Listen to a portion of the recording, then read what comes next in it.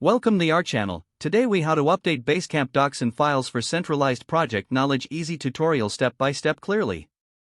To get started with updating Basecamp docs and files, log into your Basecamp account. Once you're logged in, select the project you want to work on.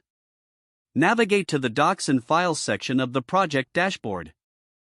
Here, you will find all existing files and documents related to your project. To add a new document, click on the New Document button. This will open a text editor where you can create and format your content. Enter a title for your document to clearly indicate its purpose. In the editor, add the necessary information or updates relevant to your project. You can use headings, bullet points, or numbered lists for better organization. Once you're satisfied with your content, click the Save button. Your document will now be available in the Docs and Files section.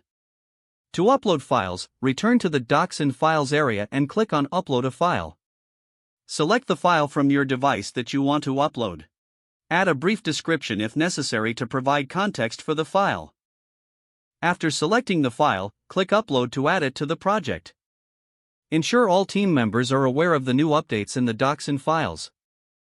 You can notify team members by mentioning them in the comments section. Regularly review and update your documents to keep project information current. Utilize tags within your documents for easier searching and filtering. Encourage team collaboration by inviting comments and suggestions on the docs. Check for any outdated content periodically and remove or revise as needed. This process will streamline project knowledge, making it accessible to everyone involved. If the page does not load, refresh the browser or try again in a private or incognito window.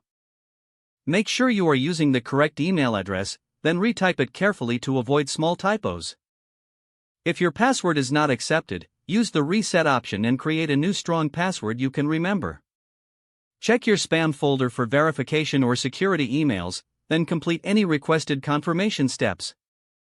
Enable two-factor authentication if available to improve account security and reduce unauthorized access risk.